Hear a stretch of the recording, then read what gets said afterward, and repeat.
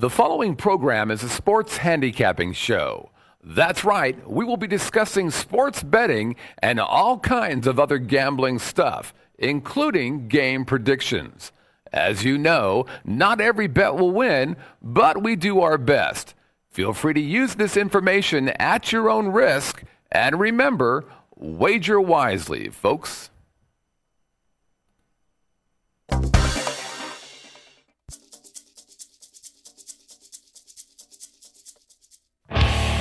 Broadcasting from the Vegas Video Network studios, live from the Las Vegas Strip, Covers.com presents Vegas Sports Day. And now from the sports betting capital of the world, here are your hosts, Teddy and the Professor. It's Conference Tournament Wednesday here at Vegas Sports Day, and I messed up the opening. How could I do that? I've never messed up the opening, Dave. Yeah, you have. Yeah, I mess it up every day. I'm Teddy Covers, joined as always by my esteemed colleague, the Professor, Dave Malinsky. Coming up today, could Peyton Manning's new home be somewhere in the swamps of Jersey? Remember Bruce live at the Apollo Friday night on XM. You want to go out there and get that. Major conference tournaments taking place right here in Las Vegas over the next couple of days. We'll tell you which teams will turn this into Lucky Town. And when we get to Money Time tonight, it's going to be reaching back for an oldie but a goodie. Our play of the day is going to be a New York City serenade.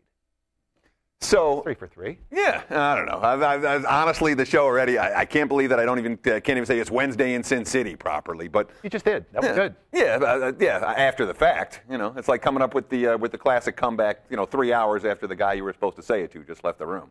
But bottom line, Dave, first take on a Wednesday. What'd you see that you want to share with our viewing audience? Nothing that's going to help you today to make any money, but something that might help you set your travel plans for next March.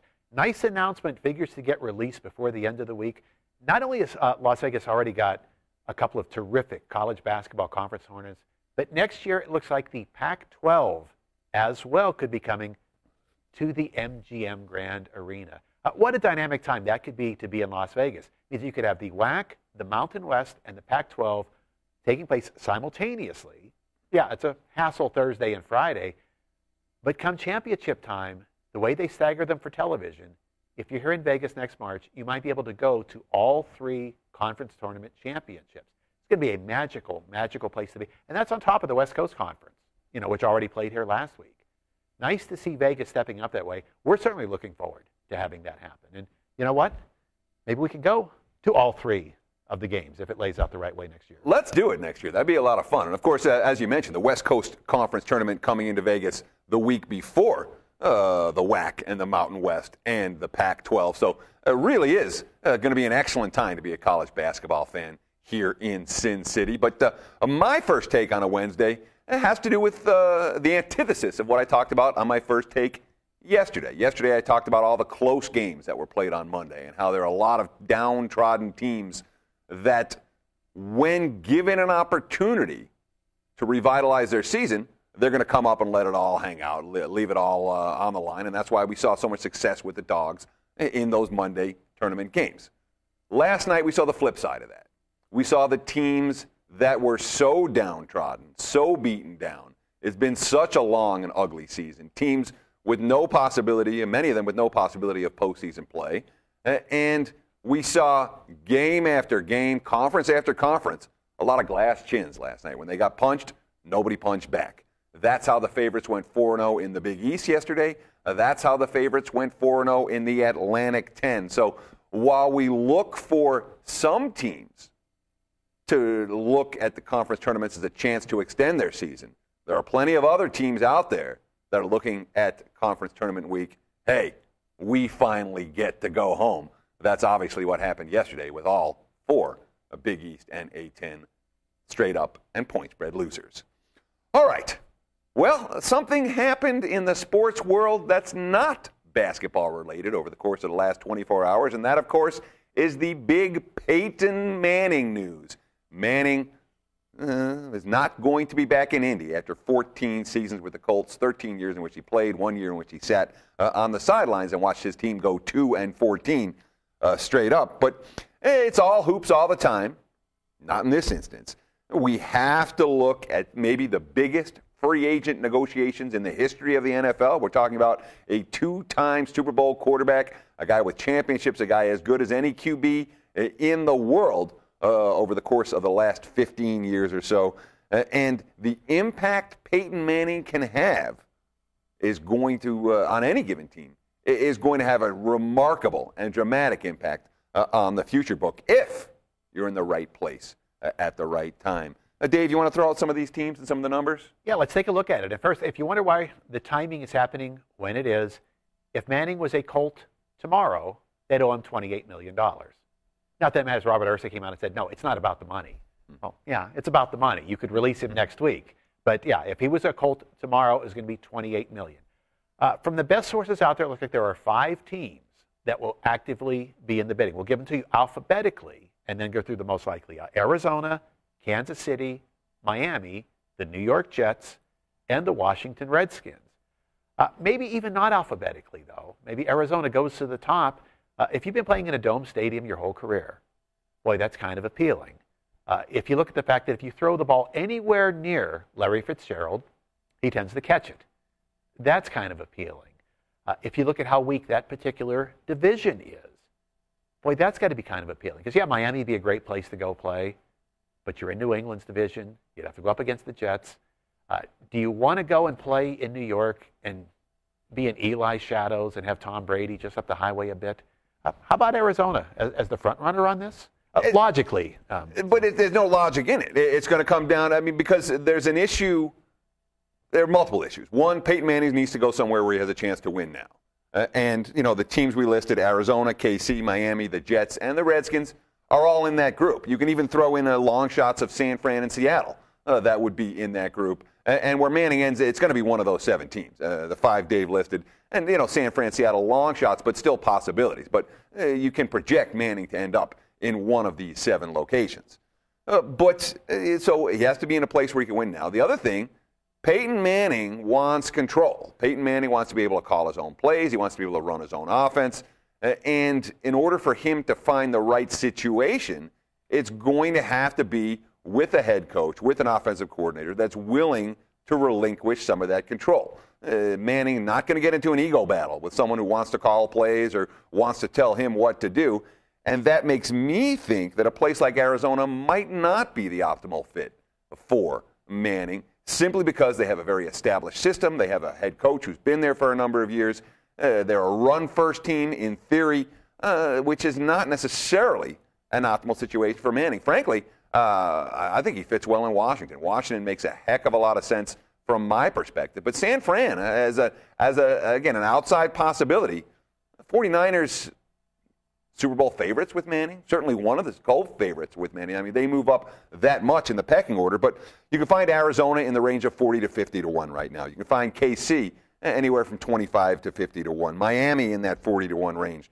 Washington, you can find the Redskins, if you shop around, at close to 100 to 1 right now.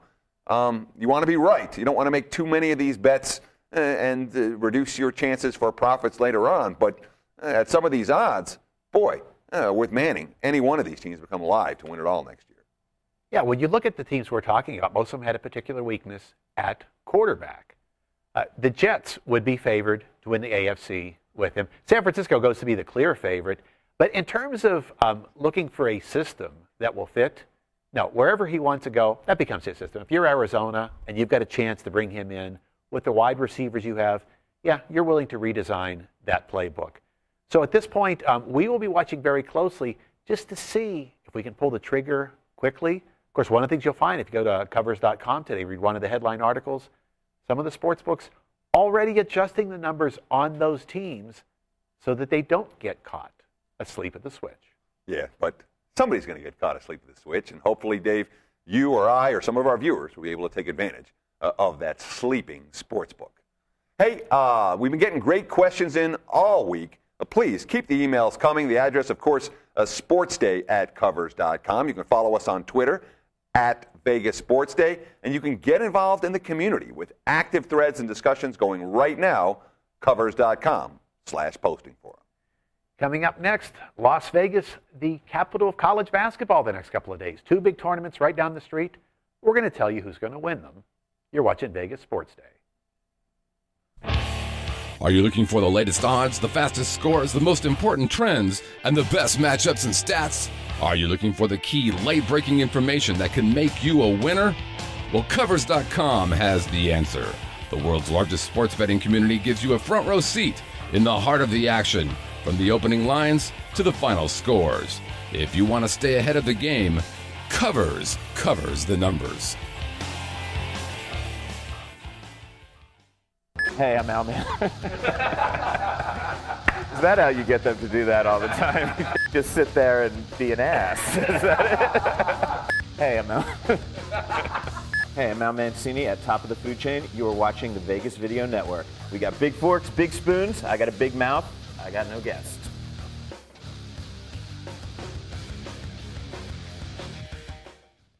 Okay, it's Market Watch time. We're going to look at the conference tournaments that we didn't discuss yesterday, break them down today from a betting perspective. So let's start at the SEC tournament in New Orleans, where, boy, you look at this number, it's an eye-opener.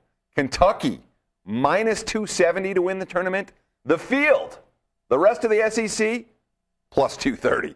Kentucky, obviously, prohibitive favorites, not just to win game 1 or game 2, to take this whole tournament down. But the question we have, Kentucky basically assured of the number 1 seed, basically assured of a nice tournament situation.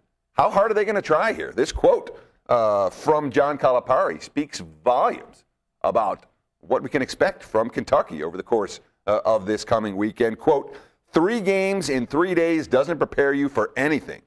We just played a whole league schedule. It's just like playing in Maui. It wears you out. But we'll be there. We've told you several times on this show how much we like Bob Huggins, and we use his quotes because you can trust everything Huggins says, not only to be accurate a high percentage of the time, but also to be truthful. John Calipari, way over at the other end of the spectrum. Maybe it's his way of underselling a little bit, taking some pressure off of his team. Yeah, this is the one time I think he does have a sense of purpose to go out and play a little bit here. This is a precociously young team. Look at how many freshmen are in the rotation. You're not that deep, into their careers. The opportunity to get a couple of more games under their belts in a little different environment, I think that would be a positive thing. If I'm Calipari, I can't feel that my team is completely ready yet. They haven't been in enough close games.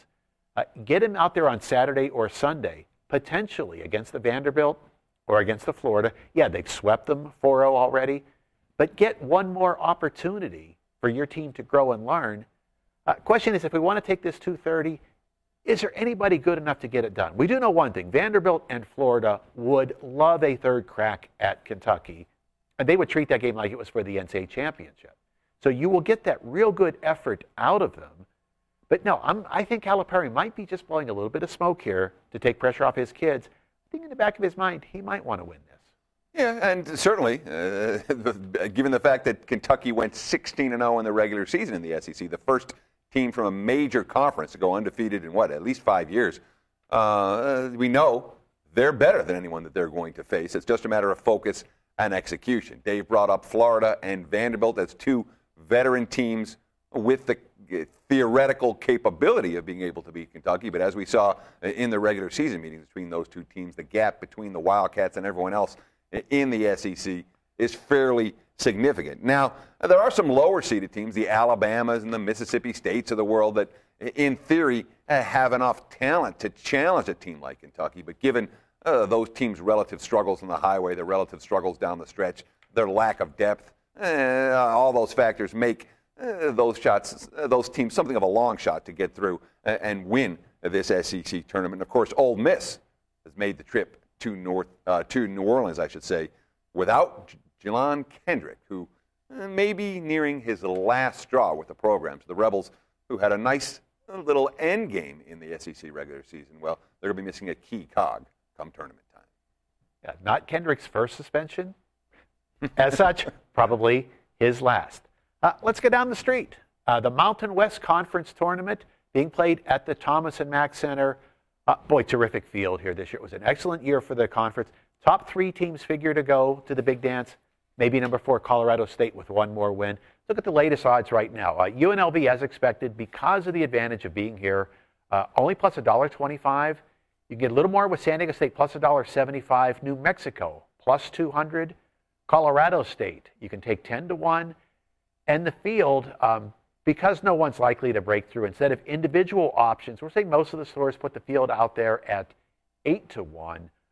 Another good tournament, though, because even though the top 3 are guaranteed they're going to the big dance next year, no, winning this means a lot. These teams get after each other awfully, awfully well. Yeah, and of course the top 3 teams in the Mountain West, they all split their regular season meetings. San Diego State, New Mexico 1-1, New Mexico, UNLV 1-1, San Diego State, UNLV 1-1. So it's not like any team has enjoyed a regular season dominance against their opponent. It's not like when we look back at the series history between those teams that any team has really enjoyed dominance. San Diego State has kind of had UNLV's number, but not at a level that we would say on the Rebels' home court, where they went 16-0 straight up this year, that UNLV is going to be at any kind of a disadvantage. In fact, UNLV-San Diego State matchup, we probably see the Rebels favored in that 8, 9, 10-point range that we saw in the first meeting between these two teams on that floor this year, a game in which we were able to cash a ticket on the Aztecs plus the points. Now, the Mountain West is deep. You look at, the 5 seed, TCU. They can win a game. They can steal one. You look at the 6 seed, Wyoming. They're capable, a veteran team capable of winning a game if things break right for them and if you see some cold shooting from some of the favorites. But when all said and done, I have to look at this conference and say UNLV on this floor, New Mexico is the best team in the league. I would expect those teams, the 2 favorites, to be playing in the finals. Let's go across town to the Orleans Arena. Now we've got the Western Athletic Conference tournament, also becoming so many tournaments love it here because it's great for the fans. Let's put it that way. If you're anywhere else, the reason why the Pac-12 is going to be here next year, here at the Staples Center for an afternoon game today or tomorrow, where are you going after the game? So we like it here. The Orleans Arena. Take a look now at the WAC bracket. Favorite Nevada plus $1.40. New Mexico State a little higher at plus 160. Now here comes the gap. Utah State and Idaho in that middle range, and then a big drop-off down to the bottom. You've got Louisiana Tech through San Jose State, all better, 20 to 1 or better. San Jose State, an extreme long shot. But here's where this tournament gets interesting. These 2 teams at the top, they're not very good. The reason they're 1 and 2 is that the teams below them are bad, and there's a difference. It might sound like you're saying the same thing from a comparative standpoint, but you're not. When you're not real good, you're vulnerable. You can make mistakes. You can give a game away. I think about like the opening round, New Mexico State, a number 2 seed, playing Fresno State. The 2 regular season games, both tight to the final minute. The game in Fresno, in fact, even went to overtime. Fresno, one of the lower rung teams, just took both of the front runners, Nevada and New Mexico State, to overtime over the last 2 weeks. So we don't necessarily like these teams at the top. It's just hard to make a case for where to go with anyone from the bottom. Yeah, I'm a little bit more bullish on the top 2 teams in this conference than you are, Dave, maybe significantly more so. Nevada and New Mexico State have edges over the rest of the field in the WAC because they are bigger, much bigger, which means they can dominate the paint, they can dominate the glass, they'll control the offensive rebounds, they won't give up a lot of easy runouts the other way, they'll get layups, force their opponents into hitting jumpers. Both those teams are big and physical inside in a conference that doesn't have a lot of big physical interior talent. You talk about Fresno as being a possibility to make some noise here at 20 to 1. They win one game and all of a sudden you're in a position where you can hedge profitably. I might look, if Utah State for so many years in this conference, they play smart basketball. They've been around in the finals in this conference tournament on a consistent basis, but this was a real down year for Stu Morrill's team. I don't know that they can do it on a neutral floor. And Idaho is another team that, they were better this year, significant progress, but again, you look at what they had to do away from home against class, it wasn't particularly pretty. I know it's kind of boring, but I think it's going to be a New Mexico State and Nevada final, and you're not going to make money with 2 teams at less than 2 to 1. If you expect those 2 teams to meet in the final in what could and should be a very compelling competitive ballgame. Compelling, we don't know. And here's why we're saying what we did about those 2 top teams. Teddy's right. They are bigger and more athletic than the rest of the conference. But when you watch that championship game, and you're preparing, say, okay, the winner is going to be in the big dance. I want to learn something about them. What are you going to see? Fingernails on chalkboard. Bad shots, sloppy passes, lots of turnovers, silly fouls. These are two athletic and aggressive teams, but boy, they don't play very good basketball. One of the things we will sit and quietly hope for is getting the winner of this matched up against a smart and disciplined team come next week. It could be a nice first round play against opportunity. As you know, we are live on air right now. We record every day live from Las Vegas at 11 o'clock Pacific time, which means we got a little scoring update I want to give right here. In overtime, UConn taking the lead on West Virginia. There's 30 seconds left. The Huskies up 3, 70-67. East Carolina and Rice in the Conference USA first round. They're tied at 48 with just over 11 minutes to play. In the smaller leagues in the Southland, we have Stephen F. Austin up by 8 over Sam Houston State in the second half. Texas Southern up by 3 over Alabama A&M. There's still, 6:50 left in the first half of that ballgame. That doesn't look good on camera when I lean forward like that. So we'll avoid it, and we'll get ready for Money Time. NBA Hardwoods next, right here on Vegas Sports Day. I'm Courtney Leone. This is Vegas Video Network. You want me to mention awkward silence? Let's do that then, okay.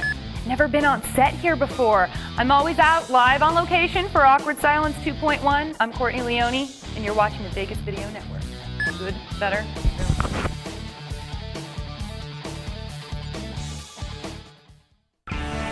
Livestream is your premier place to watch live events on the web, mobile devices, and connected TVs. See new events daily or broadcast your own at livestream.com. Livestream. Be there. Okay, guys, it's money time.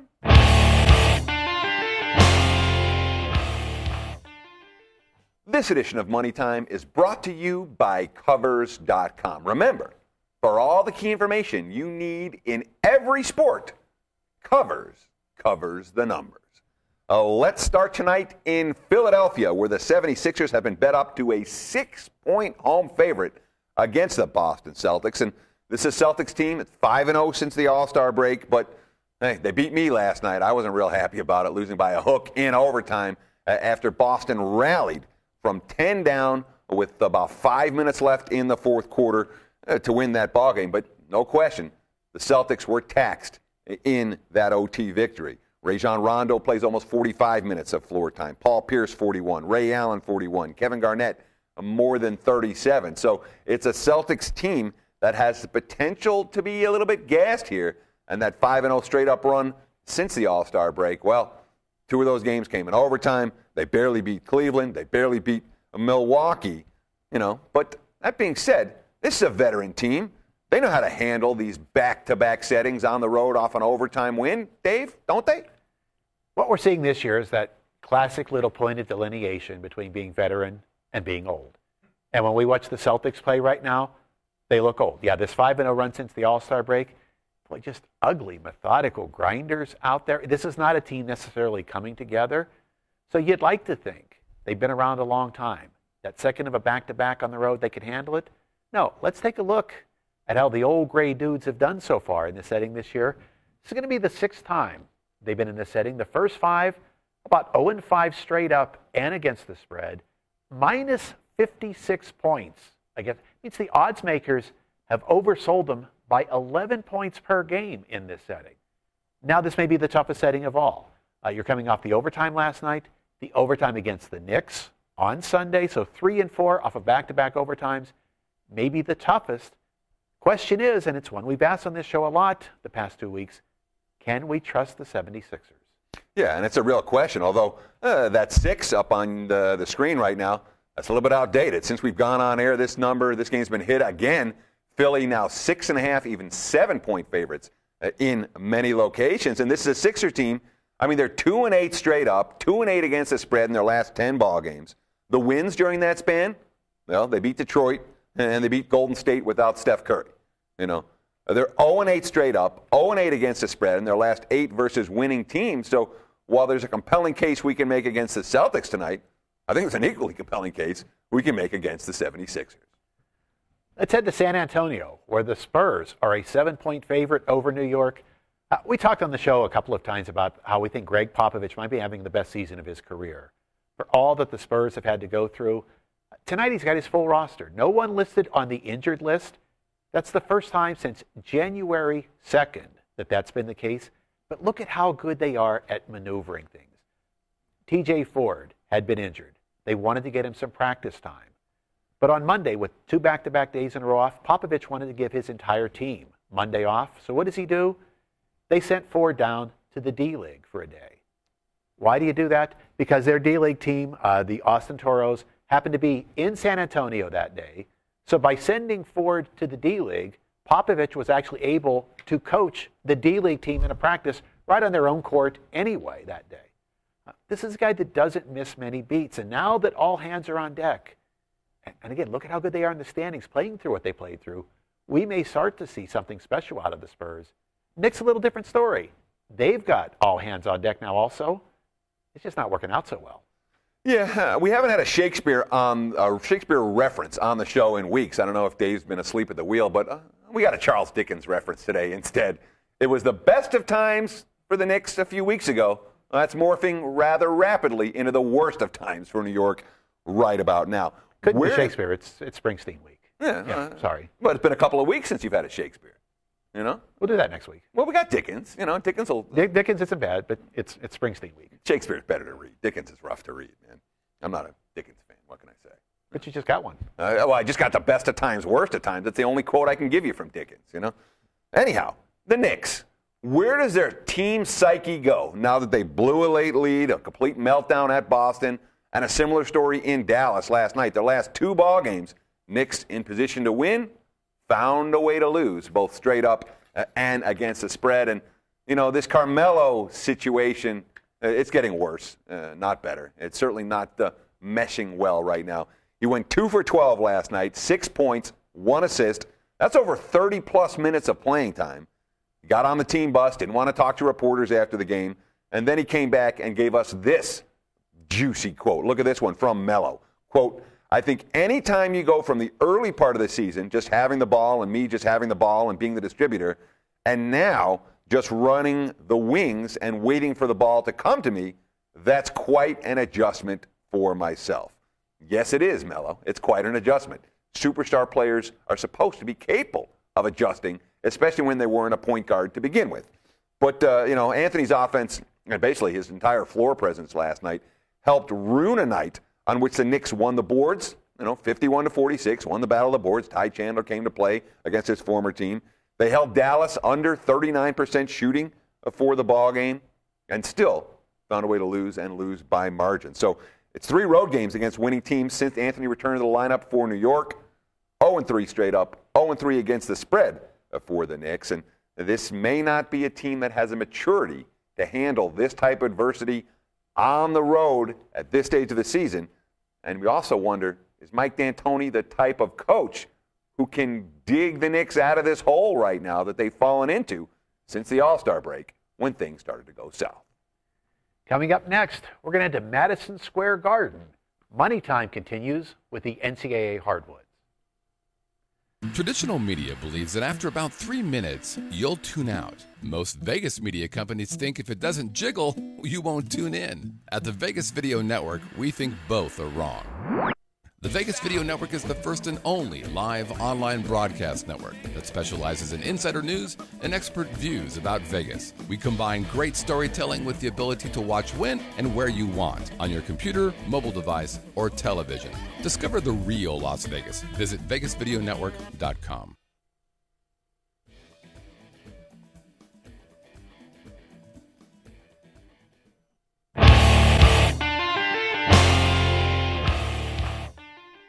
Let's go to Madison Square Garden in New York City for the Big East tournament tonight. We're looking at Louisville -4 total in this ballgame, 125.5 against Seton Hall. Now, is this rejuvenation time for a couple of teams that really underachieved down the stretch? Seton Hall certainly rebounded well. They were rejuvenated yesterday. You remember that season finale where they got blown out by 30 at DePaul? Last weekend. Well, they bounced back yesterday and just ripped up Providence. 79-47 was a perfect tune-up for the Pirates. 5 players reached double digits in scoring. They shot 56% from the floor, getting into a nice rhythm on this court. Twice as many assists as turnover, tells us the ball was moving well, and they also didn't have to have anyone play more than 33 minutes in yesterday's ball game, leaving them relatively fresh for tonight's conference, and frankly, or tonight's contest, I should say. And what we saw yesterday on offense from Seton Hall is exactly what we haven't seen offensively from Louisville in recent weeks. We broke that down in Monday's post-mortem, but perhaps things change here for the Cardinals. Yeah, let's get back to the numbers again. See just how bad Louisville's been. 1-3 straight up, 0-4 against the spread down the stretch. 53.3 points a game, 35% shooting, and an almost impossible for their caliber of team, 13 for 73 from three-point range. Rick Pitino says, you know what? It's not that bad. This is we're up against good teams who are slowing us down into half-court settings.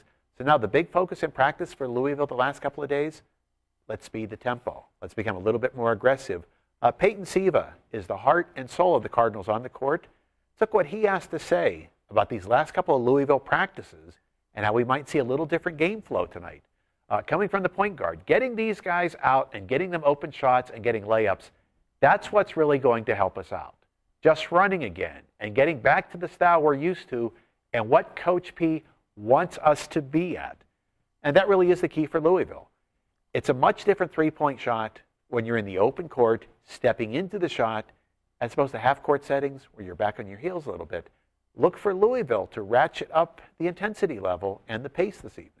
Yeah, and we talked about with Detroit yesterday when you used the Titans as our play of the day winner here at Vegas Sports Day. We talked about how these pendulums can swing from one game to the next, from one series to the next, and how they tend to play out where they can become a little bit too extreme. You know, I mean, Louisville's offensive numbers, they're as bad as they get right now. But, you know, we look about the first meeting where the pendulum swung way to the left when we talk about made shots and offensive opportunities. The two teams combined to shoot 36 for 102 in the first meeting, 7 of 30 from beyond the arc, and they missed 19 free throws between them. And, you know, that came despite the fact that Seton Hall, you talk about a weakness that the Pirates have, their biggest weakness is their perimeter defense. They give up a lot of good looks from three-point range. So we saw nothing but bricks in the first meeting. We've seen nothing but bricks from Louisville in recent ball games. You know, both teams press well, and neither's going to go down without a fight. So the closing minutes of this ball game could really be a marathon. And, yeah, if the pendulums have swung all the way this way, you know that if you saw the total on the screen up there, where we're talking about the total, maybe we'll get back to this one before this show is through. But before we do that, let's move ahead to tomorrow at Indianapolis, the matchup between Penn State and Indiana. Indiana right now a 13.5-point favorite. I want to bring this up because you're going to have a lot of games set up this way in the next couple of days. A lot of favorites who are, to use the old Al Davis quote, out there to just win, baby. And Indiana almost jumps up more than any other team for their first-round game. Reason why? Their last two games, extremely emotional home settings against Michigan State and against Purdue. Who will they play tomorrow if they beat Penn State? Wisconsin, the only team that beat them that they did not get revenge against yet so far. They'd be eagerly looking forward to that. So if you're Tom Crean, you've got one message for your kids. You know, let's win this game. No reason to go out and win it by 18, win it by 20. If anything, if you're Crean and you know you're good enough to win this bracket all the way through, and you should know that, look who you've already beaten, you understand it's going to be a long ride.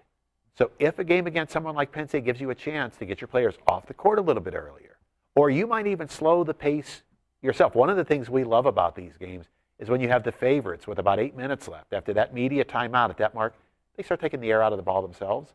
Sometimes these numbers give you some underdog opportunities. Yeah, I mean, we talk about this equation here. It comes into play a lot at Tourney time. It's not easy to grow a margin at a very slow pace. Most slow underdogs during the regular season become even slower in these tournament settings because they know that's their only chance to steal a win. So how slow does Penn State play? Well, in terms of pace ratings, how about number 254 in the country? But even at that slow tempo, we have to wonder if Penn State's going to be able to get stops because they have not matched up well defensively with Indiana so far this season. Look at the numbers.